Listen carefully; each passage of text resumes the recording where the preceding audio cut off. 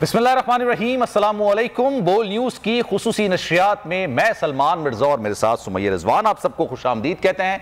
बात करेंगे जनाब इकोनॉमी की, मईशत की।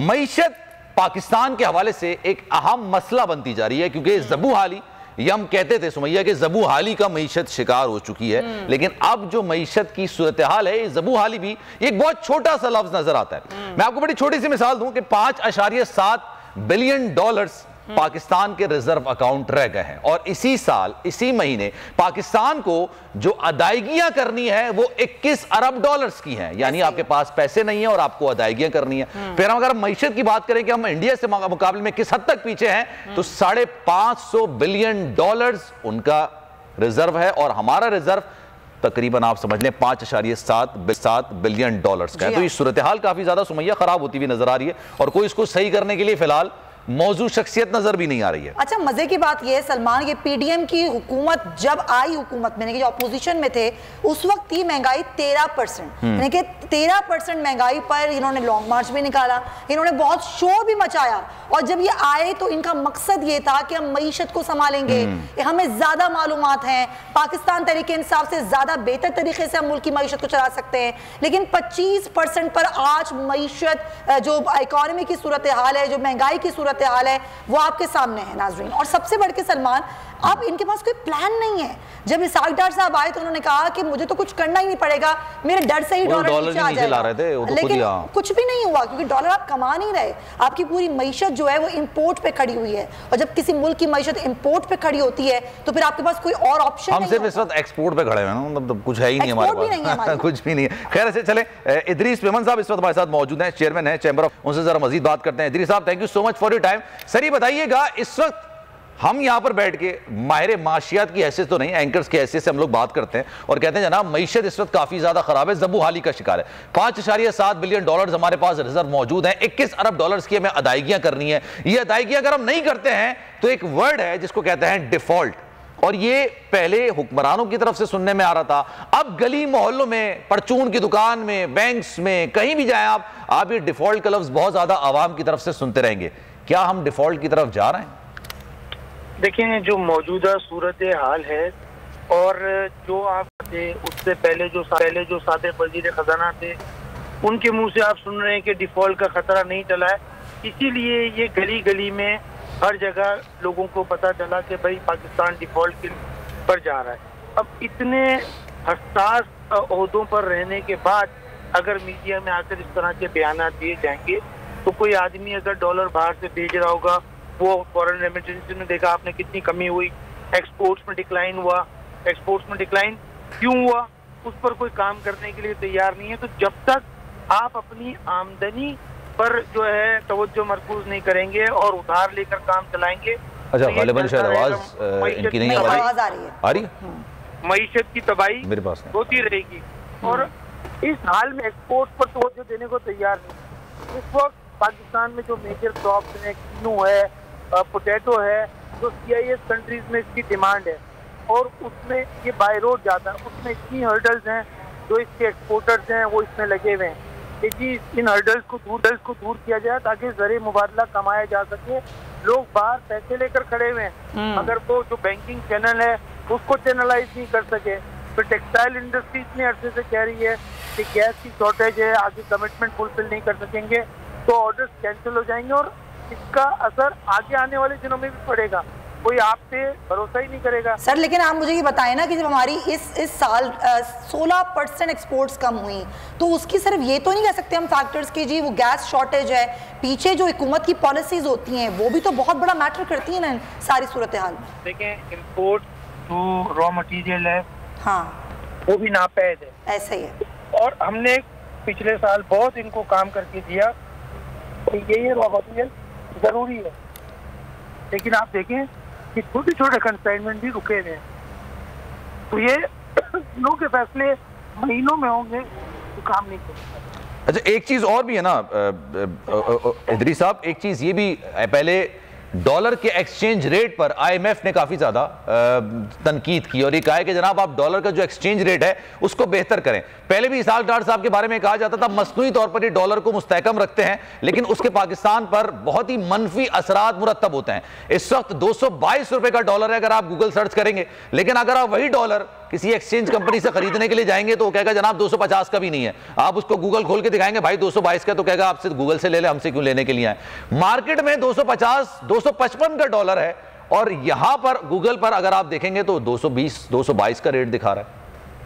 देखिए आपकी बात बिल्कुल सही है। इसकी मैं रीजन आपको बता रहा हूँ कि आपकी रेमिटेंसेस डिक्लाइन हुई हैं, वो इसी वजह से कि इतना ज्यादा डिफरेंस है बैंक का जो रेट है और जो ओपन मार्केट का रेट है, और जो आप 254.55 कह रहे हैं उसमें भी डॉलर अवेलेबल नहीं है, तो लोगों ने होल्ड कर लिया है। जो रेमिटेंसेस कर रहे थे वो जितनी जरूरत है उतने भेज रहे हैं। और फिर जिस तरह के हालात हैं इस वक्त पॉलिटिकल और जो गवर्नमेंट की नॉन सीरियसनेस है, वो मतलब जो मुल्क इसका मुतामिल नहीं हो सकता। मैं आपसे कह रहा हूँ कि अगर कोई फैसला आज करना है और उसकी एक मीटिंग आज होती है और दूसरी मीटिंग 1 महीने के बाद होती है उस मसले को हल करने के लिए, तो इकॉनमी कैसे सही होगी। और ये तमाम पाकिस्तानियों का, तमाम पॉलिटिकल पार्टी का फर्ज है कि चार्टर ऑफ इकॉनमी फौरी तौर पर करें। चार्टर ऑफ इकोनॉमी फौरी तौर पर आप कह रहे हैं कि वो आना चाहिए। इदरीस साहब बहुत शुक्रिया, चैम्बर ऑफ कॉमर्स से हमारे साथ मौजूद थे। और अब हमें ज्वाइन करें सीनियर एंकर पर्सन है, सीनियर तजज़ियाकार है अमीर अब्बास, और साथ ही साथ सैयद नसार वजाहत साहब भी हैं, वाइस चेयरमैन हैं USA पाकिस्तान बिजनेस काउंसिल के। बहुत शुक्रिया आप दोनों हजरात का। अच्छा अमीर अब्बास, जब हम ये बात करते हैं कि मुल्की मईशत का कोई प्लान नहीं है इस PDM हुकूमत के पास, ये आए इसीलिए थे कि मईशत को संवारेंगे, मईशत को संभालेंगे। आज हर चीज़ हाथ से निकल चुकी है, लेकिन हुकूमत की तवज्जो इस तरफ लगती नहीं है या इनसे हो नहीं रहा। थोड़ा डिफरेंशिएट करेंगे आप? देखिए मैं चले इनकी जो इंटेंट है मैं उस पर डाउट नहीं करता एक लम्हे के लिए, और मैं समझता हूँ कि जिनकी नीयत बहुत अच्छी है और ये बड़ा काम करना चाहते हैं, लेकिन सवाल ये है कि 8.5 महीने गुजर गए। 8.5 महीनों में आप कोई इकोनॉमिक विजन, इकोनॉमिक प्लान कौम के सामने नहीं रख सके, ना शॉर्ट टर्म, ना मिड टर्म, ना लॉन्ग टर्म।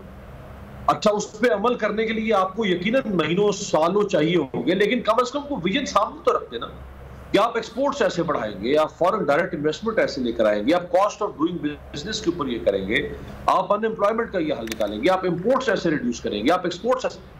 कोई फॉर्मूला तो बताएं ना, कुछ रखे तो सही सामने, लेकिन आप कुछ नहीं रख सके। सो जो 8.5 महीनों में आप नहीं कर सके, मुझे समझ नहीं आ रही कि आप अगले 8.5 महीनों में कैसे करेंगे, क्योंकि जैसे जैसे इंतखाबात के करीब आप जाएंगे, आपके मुल्क में इंतखाबी माहौल बनता जाएगा, उतनी ही हुकूमत की तवज्जो गवर्नेंस से हटके इंतखाबात की तरफ चली जाएगी। ये वो आइडियल टाइम था सुमैया, ये आइडियल टाइम था 8.5 माह डिलीवर करने के लिए। ये आइडियल टाइम था। जो इन 8.5 माह में डिलीवर नहीं कर सका, वो अगले 8.5 माह में इसका 10% भी नहीं कर सकेगा, क्योंकि इंतखाबी माहौल बनेगा ना। इंतखाबी माहौल में हुकूमत अपने मंसूबे लॉन्च करेगी, उनके ऊपर तख्तियां लगाएगी, उनके ऊपर इफ्तिताह करेगी, भाग दौड़ करेगी, जोड़ तोड़ करेगी, और जब इंटरिम गवर्नमेंट अनाउंस होगी उससे 2-3 महीने पहले एक तरह से हुकूमत मुल्क में गैर फाल हो जाती है, मफलूज हो जाती है, क्योंकि उसकी तवज्जो इलेक्शन की तरफ चले जाती है। तो ये क्या कर सकते हैं? कुछ भी नहीं कर सकते। बेहतर यह है कि आप इंतखाबात की तरफ जाएं, एक फ्रेश मैंडेट के साथ एक हुकूमत बरसर इक़्तिदार आए, और फिर वो अपना विजन कौम के सामने रखे, और उसके पास 5 साल होंगे जिसमें वो कुछ ना कुछ कर सकेगी। जब आप हुकूमतों को चलने नहीं देंगे, अभी 3.5 साल के बाद आपने इमरान खान को निकाल दिया। शौकत तरीन ने खुद मुझे बताया कि हमने ये तहिया कर रखा था कि हम जो IMF का प्लान ले चुके थे यानी PTI के जमाने में, हमारा तहिया था कि ये IMF का आखिरी प्रोग्राम होगा पाकिस्तान ने जो लिया, उसके बाद पाकिस्तान कभी IMF के पास नहीं जाएगा। अब उनके इस दावे को गलत साबित करने के लिए उनको 5 साल तो मिलने चाहिए थे ना। उसके बाद आप कहते कि नहीं ये गलत बयानिया था, यही झूठ बोल रहे थे, इनका दावा ठीक नहीं था, कमजोर दावा था। आपने 3.25 साल के बाद उनकी हुकूमत गिरा दी। उन्होंने जो कंस्ट्रक्शन का प्रोजेक्ट्स पाकिस्तान में शुरू किए, जो वो रियल एस्टेट के लिए स्कीम्स लेकर आए, जो वो यूथ लोन स्कीम लेकर आए, ये बहुत कामयाब। मैं अपने जाती इर्द गिर्द लोगों को जानता हूँ जिन्होंने बहुत फायदा हासिल किया उन स्कीमों से। जो बेघर लोग थे उनको 4%। अच्छा अमीर भाई, मैं आपकी तरफ वापस आऊंगा इस वक्त, क्योंकि नसीर वजह साहब ये हमारे साथ मौजूद हैं, वाइस चेयरमैन है USA Pakistan business council FPCCI के, उनसे जरा मजीद बात कर लेते हैं। नसीर साहब ये बताइएगा, इस वक्त पाकिस्तान की जो मईशत है वो ऐसी गहरी खाई में गिरती हुई नजर आ रही है कि कोई सियासी जमात, अगर मैं इनफरादी तौर पर बात करूं तो कोई सियासी जमात इसको नहीं निकाल सकती, कोई एक हुकूमत इसको बाहर नहीं निकाल सकती। इस वक्त हंगामी तौर पर इकदामात करने की जरूरत है, लेकिन हमारे यहाँ शायद सियासी टर्मोइल काफी ज्यादा गर्म हुआ है, सियासी तौर पर मामला बहुत गर्म हुए हैं, लेकिन मईशत को इतना ज्यादा फोकस नहीं किया जा रहा। What do you think sir, अभी इस वक्त पाकिस्तान में डिफॉल्ट की बातें की जा रही हैं, आपको भी लगता है ऐसा होने जा रहा है? बिल्कुल, आपकी बात की मैं तस्दीक करता हूँ। उस वक्त जो नैरेटिव बिल्ट हो गया है वो इसी तरह का है, लेकिन वी कैन कम बैक। हमें जो है इस वक्त इकोनॉमिकली जो है हमें बिजनेस इमरजेंसी डिक्लेयर करना पड़ेगा मुल्क को। ये पॉलिटिक्स नैरेटिव जो है ये इन्होंने, आपने देख लिया, यू आर एब्सोल्युटली राइट कि nobody is can cure this disease right now. हमें खुद बिजनेसमैन कम्युनिटी है, उनको हुकूमत के साथ, अपनी टेक्नोक्रेट्स ब्यूरोक्रेट्स के साथ मिलके एग्रेसिवली हमें डिक्लेयर करनी पड़ेगी वॉर ऑन जो इकोनॉमी। अगर हमें कोई काम करना है BOTs पे आना पड़ेगा, बिल्ट ऑपरेट ट्रांसफर पे, और one window operation for the foreign investors को लेकर आए ताकि जल्द से जल्द ये रिपेयर जो है वो हो। और FBR स्टेट बैंक को ये देखना चाहिए कि उसको यूजर फ्रेंडली करें। जितनी जल्दी ease to doing business Pakistan में होगा उतनी जल्दी रिकवरी हो सकती है। Otherwise every second, not day by day, every second we are heading towards a major disaster which Pakistan can not afford. सही। अच्छा सर, आपसे हम पूछेंगे भी, आप हमारे साथ ही रहिएगा सैयद नासिर साहब, क्योंकि ये सारी सूरत हाल अभी आपको सही है। बाबर आजम की तरफ जा रहे थे, लेकिन खैर वो प्रेस कॉन्फ्रेंस करके चले गए। एक सवाल बड़ा इंपॉर्टेंट करना है नसीर साहब, आपसे ही करना है। एक जब हम बात करें डिफॉल्ट कर रहा है मुल्क, हम बार बार ये एक इन्फेसाइज करते हैं इस बात पर, ये जरा बताइएगा, थोड़ा सा क्लियरिटी मैं चाह रही हूँ अपनी आवाम के लिए, ये डिफॉल्ट का मतलब क्या होता है? क्या हम डिफॉल्ट की तरफ हैं या फिर हम करेंसी क्राइसिस की तरफ हैं? There is a difference. Default means bankruptcy. Bankruptcy जहाँ होती है वहां पर तो आप समझें कि everything should wind up. आपके पास कुछ नहीं है, आपके नेशनल एसेट्स बिकना शुरू हो जाएंगे, चीजें हो जाएंगी। ये there is a crisis. हमें डॉलर क्राइसिस को भी रोकना पड़ेगा। हमारे पास मेजर इस वक्त प्रोजेक्ट्स मौजूद हैं जिसमें इमीडिएट इंजेक्शन लग सकता है इंटरनेशनल इन्वेस्टमेंट का। उन प्रोजेक्ट्स को हमने करना है और हमें, मैंने जैसे पहले अपने इसमें बोला कि इमरजेंसी डिक्लेयर करके हम लेंगे तो we will not go towards bankruptcy और default. We have more margin and more resources than Sri Lanka और अदर कंट्रीज जो है वो डिफॉल्ट की तरफ चले गए और बैंक्रप्ट हो गए। हमारे पास इस वक्त एक ग्रे एरिया है जिसको हम एक्सप्लोर करके फौरन जो है ना एक इमरजेंसी स्टेप्स लेके इनको रिकवर कर सकते हैं। No, Pakistan still have time. हाँ, ये टाइम निकल गया तो आप कुछ नहीं कह सकते फिर। ठीक है जनाब, बहुत शुक्रिया सर, सारी सूरत हाल से आप आकर रहे थे। इस वक्त मुजम्मिल असलम साहब है, उनसे जरा मजीद बात कर लेते हैं। मुजम्मिल साहब, सर ये पाकिस्तान की मईशत के हवाले से किस चीज़ का नोहा पड़ा जाए, क्योंकि जो सूरत हाल इस वक्त निकल कर सामने आ रही है, हर तीसरा बंदा अब ये पूछता है भाई डिफॉल्ट तो नहीं हो रहा है, डिफॉल्ट होगा तो क्या होगा, क्या बैंक से रकम नहीं निकाल पाएंगे, बैंक में रकम मौजूद है, क्या वो हम इस्तेमाल कर सकेंगे नहीं कर सकेंगे। आने वाले महीनों की तो बात रहने दें, आने वाले हफ्तों में क्या लगता है मुजम्मिल साहब क्या होने जा रहा है? देखिए, पहले तो थोड़ा सा समझ लें कि हम फंसे हुए का गर्दन कहाँ फंसी हुई है। हमारी गर्दन फंसी हुई है डॉलर की अदायगियों में। तो इसका मतलब यह है कि रुपए की अदायगियों में कोई मसला नहीं, और रुपए की अदायगी पे कभी कोई मसला आ भी नहीं सकता, क्योंकि स्टेट बैंक जो है ना मशीन है, वो छापती रहती है, जितने पैसे ले लें छापती ठीक है ना। तो सबसे पहले तो आपकी तरफ से मैसेज जाना चाहिए कि बैंकों में कोई पैनिक नहीं है, और जिसकी जो रकम रुपयों में पड़ी हुई है, मैं डॉलर और पाउंड की बात नहीं कर रहा, रुपयों में पड़ी हुई जिनकी, वो रकम महफूज भी है और वो किसी भी वक्त आप जिस तरह भी इस्तेमाल लेते हैं, लेन देन करते हैं, उसी तरह रहेगा। तो कोई पैनिक की जरूरत नहीं और ना उसको कुछ करना। अब आ जाए डॉलर की तरफ। हमारा जो है बैरूनी अदायगी है, कर्जों का क्राइसिस है, हमें 22 अरब डॉलर अदा करने। पहले ही होता था कि कर्ज हम एक तरफ से ले रहे होते थे, उससे अदा करते थे और ऊपर के खसारे के लिए और मजीद ले लेते। अब ये पिछले 8-9 महीने से ऐसी सूरत हाल हुई है कि हम कर्जा लेने में नाकाम हो गए। और देने तो पैसे हैं तो वो हम दे रहे हैं, इसकी वजह से हमारे ज़खायर बुरे तरीके से अफेक्ट हो गए सर हुकूमत, और वो अब कम होते जा रहे हैं। स्टेट बैंक जो है इस वक्त उसके ज़खायर 6.7 अरब डॉलर हो गए, और स्टेट बैंक के ज़खायर के अलावा तकरीबन 6 अरब डॉलर आवाम के लोगों के बैंकों के पास पड़े थे। उसका कुछ हिस्सा स्टेट बैंक को बैंक्स जो है उधार दे देते हैं, जिसको स्वाप कहते हैं। अब प्रॉब्लम ये है कि जो मुझे लगता है ऐसा कि वो जो लोगों के डॉलर्स पड़े हुए बैंक में, वो उसमें ऑलरेडी आपने सुना होगा, लोग जाते हैं तो वो बैंक कहते हैं कि 1 दिन का टाइम दे दे, 2 दिन का टाइम दे दे, तो वो अरेंजमेंट्स जो है इस वक्त थोड़े से प्रॉब्लमेटिक हुए में, रिस्क पे वो भी नहीं है, लेकिन ये कि ताखीर हो रही है उसमें। अब हमें जो डिफॉल्ट वाली बात है उसकी तारीख पे जाना होगा। डिफॉल्ट हुकूमत कहती है कि हमने बॉन्ड की अदायगी कर दी, तो मुज़म्मिल साहब सॉरी टू कट यू, मेरे पास वक्त कम है, तो एक सवाल मैं आपसे करना चाह रही थी। आपने कहा डॉलर वहां पड़े बैंक्स में, बहुत सारे लोग डॉलर्स घर में रख के बैठे हुए हैं, वो डॉलर्स कैसे हुकूमत उनको राजी कर सकती है? क्या कोई ऐसी मैकेनिज्म बना सकती है कि वो डॉलर्स वो ला के बैंक्स में जमा कराएं, हुकूमत को दें, जिससे थोड़ा ज़र मुबादला बढ़ जाए या थोड़ी सी सूरत हाल कंट्रोल में आ जाए? देखिए, जो बैंक से बाहर डॉलर वो इतने हैं कि पाकिस्तान की जो इस साल की अदालत होती है, लोगों के पास पाकिस्तान में बहुत है।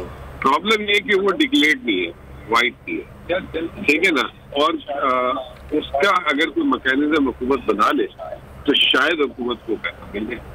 तो वो वाइट ना होने की वजह से वो एक इनफॉर्मल मार्केट में पैसा घूम रहा है, उसको दिस इज वेयर कि हम उसको किस तरीके से कैप्चर करते हैं।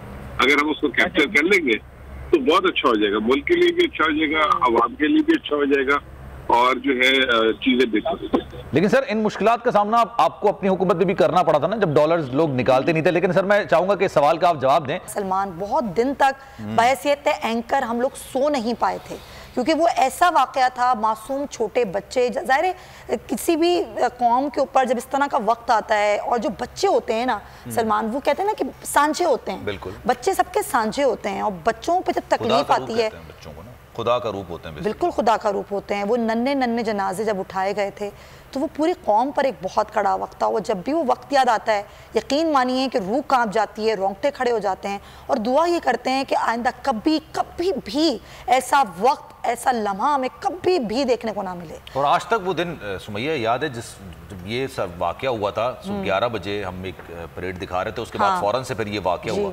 ट्रांसमिशंस कर रहे थे, और इस तरह के मनाजिर थे, चाहे वो स्कूल के अंदर हो चाहे वो स्कूल के बाहर हो, क्योंकि स्कूल के बाहर भी एक क़यामत बपा थी, क्योंकि वहाँ पर जो है उनके जो बच्चे थे, उनके वालिदैन वहाँ पर थे, उनकी चीखों पुकार थी। नो डाउट ये एक ऐसे लम्हात हैं जिनको सारी ज़िंदगी कभी फरामोश नहीं किया जा सकेगा, और आज भी हम उनके वालिदैन के साथ, उनके लवाहिकीन के साथ उनके दर्द में बराबर के शरीक हैं। जी हाँ, और हमेशा रहेंगे। और ये बच्चे हमारे भी बच्चे हैं, और कभी हम उन बच्चों को नहीं भूल पाए इतने साल गुजरने के बावजूद, उसके आगे भी। और हमारी दुआ है हमारे मुल्क के लिए कि आइंदा कभी ऐसा वक्त हमें अब देखने को ना मिले। बिल्कुल, वापस आते हैं जनाब ट्रांसमिशन की तरफ। जी सुमैया। जी, अमीर अब्बास हमारे साथ हैं। अमीर, अभी जो हम ब्रेक से पहले बात कर रहे थे कि चार्ट ऑफ इकोनॉमी, जिसकी बात पहले एक ज़माने में शहबाज शरीफ साहब किया करते थे, आपको नहीं लगता कि आज भी ना सिर्फ ये बात होनी चाहिए बल्कि बैठ कर इस पर कोई काम भी होना चाहिए? ये वक्त ये बयानियां बनाने का कि जो डिफॉल्ट करने वाला है, इससे फ़ायदा तो किसी को भी नहीं होगा, नुकसान ज़रूर होगा। देखिए, ये आपस में बैठ नहीं सकते हैं। मेरा ख्याल है इमरान खान साहब इस वक्त जिस सियासत के मकाम पर है, उनकी जो कि सियासत ही शहबाज शरीफ और आसिफ जरदारी और नवाज शरीफ के खिलाफ है, उनके लिए ये सियासी अना का मसला है कि वो थोड़ा नीचे उतर के और इनके साथ मईशत के ऊपर बैठ जाए। लेकिन सवाल ये है कि जो इमरान खान का निकाले जाना उनके बकौल, और जो उसके बाद हुआ ह्यूमन राइट्स वायलेशन, जो कुछ जनरल बाजवा के जमाने में हुआ, क्या इमरान खान वो सब भूलने को तैयार है? क्या वो ये सब पसे पुष्ट रख के आगे बढ़ने को तैयार है? ये मेरा नहीं ख्याल कि इतना आसान होगा इमरान खान के लिए। और उन्होंने जो अपनी सियासत है वो एंटी जरदारी और एंटी नवाज सियासत की है। आज वो अगर उनके साथ बैठ जाए आके फौरी तौर पे, तो मेरा ख्याल है उनकी सियासत पर खत्म हो जाएगी, वो अपने आप को मुनफरिद नहीं कर पाएंगे। पहले आपको मुल्क के अंदर एक सियासी इस्तेकाम चाहिए, एक स्टेबल गवर्नमेंट चाहिए, उसके बाद फिर जो आप ये फरमा रही हैं ये हो सकता है। हाँ, जब इमरान खान हुकूमत में थे उस वक्त शहबाज शरीफ चार्टर ऑफ इकोनॉमी कहते थे, जरदारी साहब कहते थे, इमरान खान नहीं बैठ रहे थे। वो एक आइडियल मौका था बैठने का। इस वक्त इमरान खान के लिए बैठना सियासी तौर पे मुश्किल होगा। लेकिन damage which has been done, जो अभी तक रिसेंट मंथ्स में जिस तरह का डैमेज पाकिस्तानी मईशत को पहुंच चुका है, do you really think so कि अगर आज इंतखाबात का ऐलान हो जाता है, इंतखाबात हो भी जाते हैं, अवाम जिसको भी हुक्मरानी का हक सौंप देते हैं वो आके आनन फानन रातों रात उस चीज को बेहतर कर सकते? इसमें तो 3, साढ़े 3, 4 साल लग जाएंगे उस जगह पर आने के लिए जहां पर हम 2018-17 के करीब थे। जी हाँ, बिल्कुल, क्योंकि आपकी मईशत के तमाम कल पुर्जे इस वक्त हिले हुए हैं। आपकी मईशत में अगर कुछ ऐसा सब्सटेंस होता तो यकीनी तौर पे ये हुकूमत, देखे ना, कोई भी हुकूमत सलमान और सुमैया वो ये तो नहीं चाहेगी कि लोग उनको जूते मारें, लोग उनको गालियां दें, लोग उनको कोसें, लोग उन पर थूके। कोई भी हुकूमत नहीं चाहेगी। कोई हुकूमत ये नहीं चाहती है कि वो अनपॉपुलर हो जाए अवाम के अंदर, ये हुकूमत भी नहीं चाह रही हो। लिहाजा चूंकि मुमकिन नहीं है ना, इनके लिए भी मुमकिन नहीं है, इमरान खान के लिए भी मुमकिन नहीं होगा। अल्टीमेटली जाना आपको चार्टर ऑफ इकोनॉमी पर ही पड़ेगा अल्टीमेटली। अच्छा अमीर अब्बास, पॉइंट टेकन। मैं दोबारा आपके पास शाह महमूद कुरैशी साहब हमें ज्वाइन कर रहे हैं, वाइस चेयरमैन पाकिस्तान तहरीक इंसाफ। शाह साहब बहुत शुक्रिया। अभी हम बात ये कर रहे थे कि एक बयानिया है पाकिस्तान तहरीक इंसाफ का, लेकिन उस बयानिया के बावजूद जो मुल्क में अभी मईशत की सूरत हाल है, क्या चार्टर ऑफ इकोनॉमी नहीं हो सकता? क्या बैठ के इस मुल्क को इस सूरत हाल से निकालने के लिए कोई काम नहीं हो सकता? सर देखिए, क्यों नहीं हो सकता? सवाल ये है, इकोनॉमी का हाल जो आपने पिछले 7-8 माह में देखा है और जिस तेजी से वो बिगड़ रहा है, बिगड़ चुका है।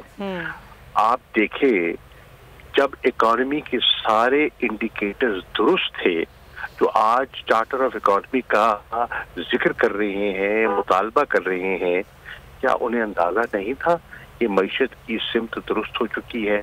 आपकी इकोनॉमिक ग्रोथ जो है वो 6% को टच कर रही है। सालों बाद आपकी जो इंडस्ट्रियल ग्रोथ है वो डबल डिजिट पे चली गई है। आपकी जो ज़राअत है वो उसमें बतदरीज बेहतरी आ रही है। 4 मेन फसलों में रिकॉर्ड प्रोडक्शन हुई है। आपकी रिमिटेंसेस में इजाफा हुआ है। आप इस महीने देखें 14% आपकी जो रिमिटेंसेस हैं वो कम हो गई है।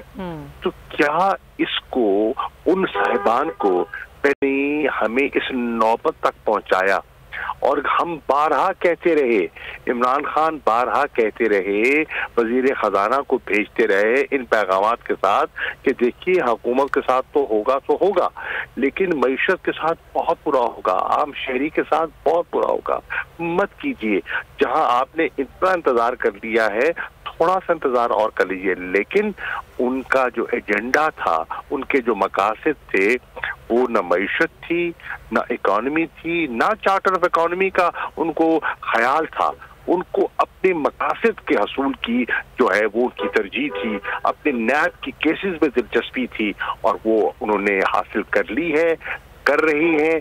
मईशत का बेड़ा गर्क कर दिया है और मजीद आने वाले दिनों में आप देखेंगे चैलेंजेस में इजाफा। सर आपकी बात बिल्कुल दुरुस्त है, जो बात आप कर रहे हैं ना, टूथलेस उनका एहतसाब ये तरजीह थी कि जो एहतसाब हो ना वो टूथलेस हो, उसमें कोई दांत ना हो और जनाब मामला बिल्कुल सॉर्ट आउट हो जाए। लेकिन सर इस वक्त जो सूरत हाल है उसका बराह रास्त असर पाकिस्तानी अवाम पर पड़ता है। जो मईशत की सूरत हाल है, आए दिन जो रोजमर्रा की अशिया की कीमतें हैं वो आसमान से बातें करने लगती हैं। जो हुआ आपने बिल्कुल दुरुस्त कहा, लेकिन अभी मौजूदा सूरत हाल के तनाजुर में, उसके पेश नजर क्या तमाम सियासी जमातों को बैठ के कोई ऐसी हिकमत अमली नहीं बनानी चाहिए जिससे फिल वक्त एक इमरजेंसी की सूरत हाल में पाकिस्तानी मईशत आईसीयू में है, इसको कम से कम आईसीयू से निकाल के जनरल वार्ड में तो मुंतकिल करें? किबला, मईशत जो देखिए इसका भी बड़ा, देखिए इसका भी अगर आप सवाल का आप जवाब तलाश करें तो ये वजह तौर पे हम कहेंगे कि ये 7-8 महीनों में ऐसा नहीं हुआ।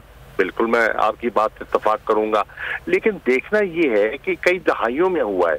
अगर हम पिछली 4 दहाइयों का एक अहाता कर लें तो देखने वाली बात है कि आज के हुक्मरान इन 4 दहाइयों के मालिक तो वो थे। इन 40 सालों में इमरान खान का पीरियड तो आया है 3.5 साल का। बिल्कुल ठीक, वो जो जिन्होंने बिगाड़ पैदा की है, जिन्होंने तनज़्ज़ुली की तरफ आपको धकेला है, जिन्होंने यहाँ से मनी लॉन्ड्रिंग करके मुल्क का दिवालिया कर दिया है, आप उससे तवक्को करते हैं कि वो आपको चार्टर देंगे और वो इस मईशत को संभालेंगे? ये आपकी ख्वाहिश तो हो सकती है, लेकिन मुझे मुमकिन दिखाई नहीं देता। ठीक है, ठीक है शाह साहब, बहुत शुक्रिया सर आपके वक्त का। वाइस चेयरमैन पाकिस्तान तहरीक इंसाफ शाह महमूद हमारे साथ मौजूद थे। मीर मैक हमें ज्वाइन कर रहे हैं, माहिर मौशियात हैं, बड़ा ज़बरदस्त जो है वो तज़किया भी देते हैं, खबर भी रखते हैं और उनको पता भी है कि किस तरीके से इकॉनमी को संभाला जा सकता है या संभाला जा सकता था। अच्छा मीर मैक साहब, आपने इससे पहले भी कई बार जो गुफ्तगू की उसमें आपने यही कहा कि शौक तो अब सबका पूरा हो गया होगा, लेकिन सर जब सवाल आता है आवाम का, तो आवाम के लिए क्या कुछ किया जा सकता है अभी इस इमरजेंसी की सूरत हाल में? हमें इस वक्त एक ट्रेन ने मारा है और हम आईसीयू में हैं। आईसीयू में क्या किया जा सकता है? आईसीयू में सिर्फ मरीज को बचाया जा सकता है। उसको जब तक रेगुलर रूम में नहीं आप लेकर आएंगे तब तक उसके लिए कुछ नहीं किया जा सकता। इस वक्त सर्जिकल मेजर्स चाहिए हमारी मईशत को। देखिए, हम जाके सऊदी से 2 बिलियन ले लेंगे, चाइना से 3 बिलियन और ले लेंगे। जिस तरीके से हमारी इंपोर्ट्स हैं वो ज्यादा से ज्यादा हमारा क्या रहेगा? 4 महीने का इंपोर्ट कवर हो जाएगा। उसके बाद कहाँ से आएंगे पैसे हमारे पास? ये हमेशा हम बैंडेड्स लगाते हैं।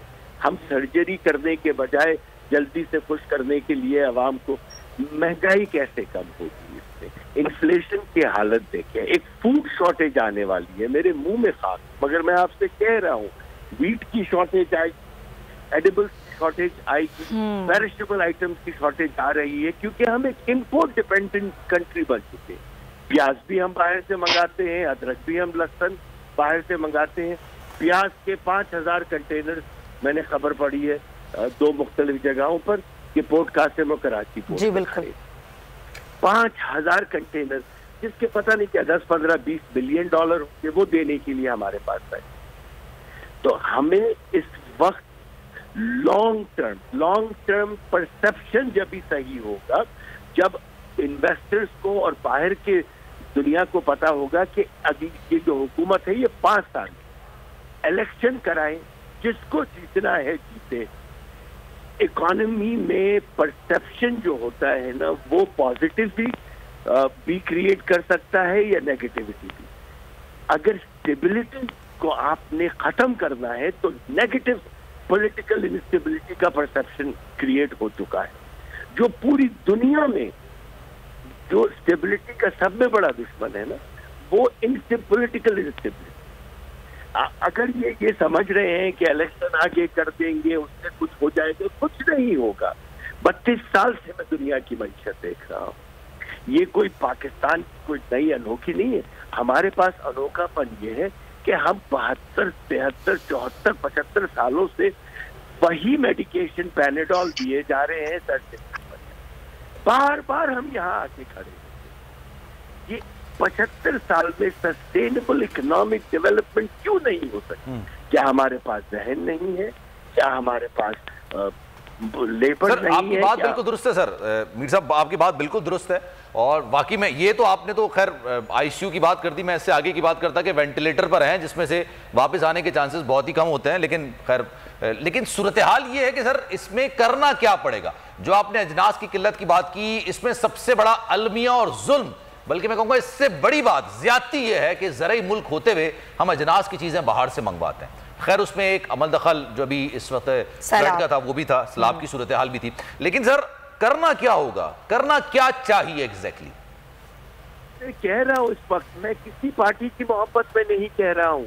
मैं कह रहा हूँ फौरन इलेक्शन अनाउंस करें, उसमें इकोनॉमिक स्टेबिलिटी की तरफ जाना हम इस तरह शुरू करेंगे कि परसेप्शन बेहतर होगा, इन्वेस्टर्स का परसेप्शन बेहतर होगा, लेंडिंग इंस्टीट्यूशंस का परसेप्शन बेहतर होगा, डोनर्स का परसेप्शन बेहतर होगा, तो उस ममालिक का इंप्रेशन बेहतर होगा जो मदद करना चाह रहे हैं। अभी मैं सुन रहा हूँ कि हम जा रहे हैं चाइना से सऊदी अरब से 23 या 24 तारीख को 3-3.25 बिलियन डॉलर आ जाएंगे। जी सर, लेकिन उससे पहले हमें IMF के प्रोग्राम में रहना होगा, ये बात बार बार की जा रही है। मीर मामूद साहब बहुत शुक्रिया आपके वक्त का। अमीर अब्बास, लास्ट कमेंट्स में आपके चाहूंगी, यहाँ पर कोई जमात के साथ बैठना नहीं चाहती है, क्या हाल है फिर इस इकोनॉमी को ठीक करने का? कोई हल नहीं है जी। पाकिस्तान की देखिए, बड़ा मुश्किल अब आपने सुबह जाते जाते सवाल कर दिया। ये मुमकिन ही नहीं है कि जब तक साथ नहीं बैठेंगे। ये एक ऐसा काम है जो इंटीग्रेशन से हो सकता है, आइसोलेशन से नहीं हो। बहुत सारे काम ऐसे हैं जो आप आइसोलेशन में कर सकते हैं, बहुत सारे रिफॉर्म्स हैं जो आप आइसोलेशन में कर सकते हैं। इकोनॉमी आइसोलेशन में नहीं चल सकती है, क्योंकि इसमें सूबे इन्वॉल्व है, इसमें फेडरल गवर्नमेंट इन्वॉल्व है, इसमें आपकी फॉरेन गवर्नमेंट्स इन्वॉल्व है, इसमें आलमी मालियाती इदारे इन्वॉल्व है, जिसके लिए आपको एक मुत्तफिका कौमी पॉलिसी चाहिए। बिल्कुल। जैसे इमरान खान के जमाने में एक नेशनल सिक्योरिटी पॉलिसी डॉक्यूमेंट बना था, ऐसे ही एक नेशनल इकोनॉमिक पॉलिसी डॉक्यूमेंट बनना चाहिए, और उसमें फिर तमाम जमातें मुत्तफिक हो कि हम में से जो भी इक़्तिदार में आए वो बाकी हर इशू पर सियासत करेगा, लेकिन इकोनॉमी पर सियासत नहीं करेगा। और कम से कम उसको 5 साल पूरे जरूर करने चाहिए। जी ठीक है sir. Sir thank you so much sir. किल्लत है इसलिए आपसे माजरत करेंगे। Thank you so much. अमीर अब्बास हमारे साथ मौजूद थे। सलमान मिर्जा और सुमैया रिजवान को दीजिए इजाजत। जिंदगी रही, सेहत रही और आपकी दुआएं रही, तो इंशाल्लाह आपसे फिर मुलाकात। अल्लाह हाफ़िज़।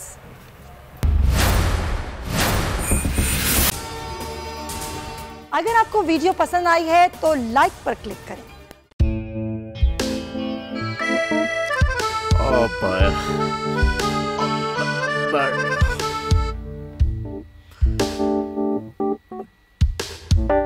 इंतशार से निकलने का वाहिद हल इंतखाबात हैं। हकीकी आज़ादी मार्च आज रवान। हाँ, आयत के मुताबिक अगर आप उसको ये रिपोर्ट दे दें तो मैं आपको अपनी 4 सीटें खरीद दूंगा। मौलाना हाँ साहब, वो जो रिपोर्ट हमें दे दे, और वो जो नीली पीली चैनल है वो लगाए। जाओ शबाज। हम ऐसा टीवी देखते ही नहीं जिसका रिमोट हमारे हाथ में ना हो। और यहाँ पे कोई 2 नंबरी नहीं चलेगी। और हम कोई गुलाम है जो आप रिमोट मांगे हम दे दें? Absolutely not. यहाँ पे सिर्फ पाकिस्तान का नंबर 1 चैनल चलेगा, बोल, जो हकीकी सहाफत की जंग लड़ रहा है। पाकिस्तान के लिए कोई और नहीं, सिर्फ बोल खड़ा है। आप सब भी बोल देखें।